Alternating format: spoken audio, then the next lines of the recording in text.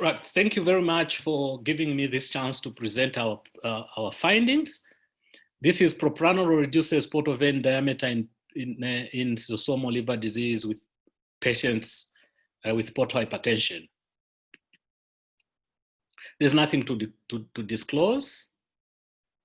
And this is the layout of my presentation.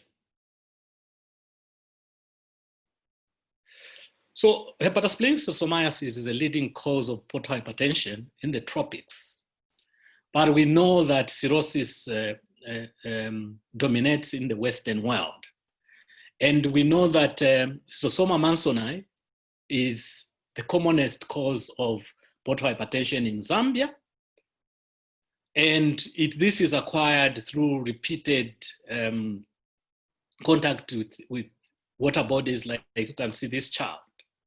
And one other thing is that it's the seroprevalence can be as high as 88% in the western parts of Zambia. Morbidity and mortality actually is attributed mainly to the varices that are as a result of portal hypertension in this patient. As you can see, the varices are bleeding, and this can be actually life-threatening. The Wenreb and others were in 1982 actually noted that the portal vein diameter is associated with variceal bleeding. And we all know that beta blockers are very effective in preventing, in the primary prevention of variceal bleeding, as well as secondary prevention of variceal bleeding. However, it's not clear whether beta blockers such as propranolol have any effect on the portal vein diameter. We therefore set out to explore the effect of propranolol on portal vein diameter in patients with schistosomal liver disease. So in terms of methods, this was an observation cohort done at the University Teaching Hospital in Lusaka, Zambia. It was actually an extension of rifaximin clinical trial. Okay, we actually randomized 85 patients to either rifaximin and standard care. Standard care in this instance was propranolol, or just standard care on its own for 42 days.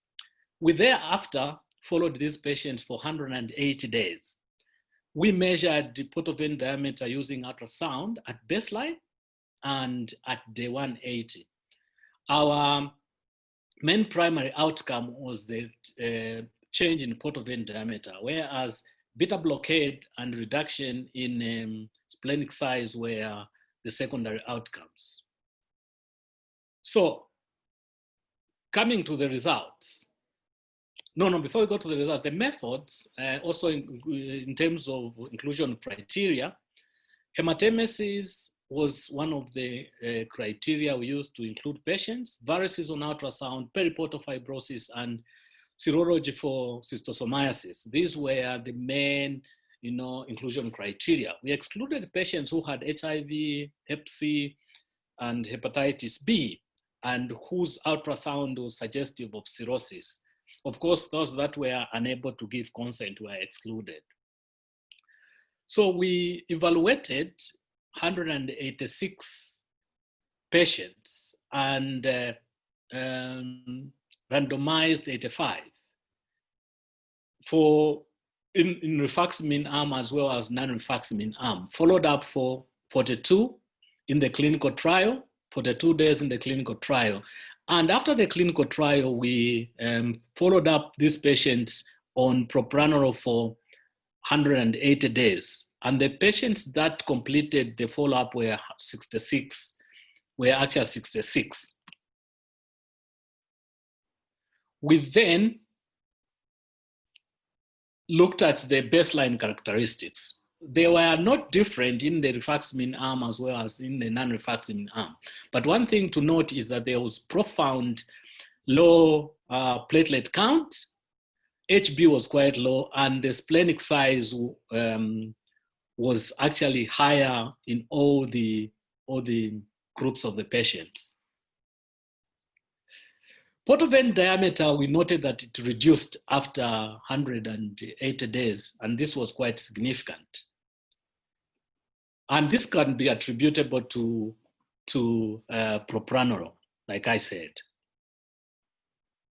We also noted that beta blockade was quite effective, and we know that the pulse rate, the radio pulse, actually went down after 180 days, which is attributable to beta blockade. We also noted that the hemoglobin went up, and this is because of the low episodes of bleeding, and the splenic size remained unchanged after 180 days. How then do we conclude? So we are saying propranolol led to the reduction of portal vein diameter over 180 days. And this therefore suggests that ultrasound could be very useful in monitoring the compliance of beta blockers in patients with schistosomal liver disease. Ultrasound here could be very useful in resource settings like ours where portal hypertension measurements are not readily available. It would also be very, very helpful if we could establish that portal vein diameter can be used to predict episodes of variceal bleeding in hepatosplenic schistosomiasis. I'd like to thank the funders, the Wellcome Trust, as well as the SACO. Thank you.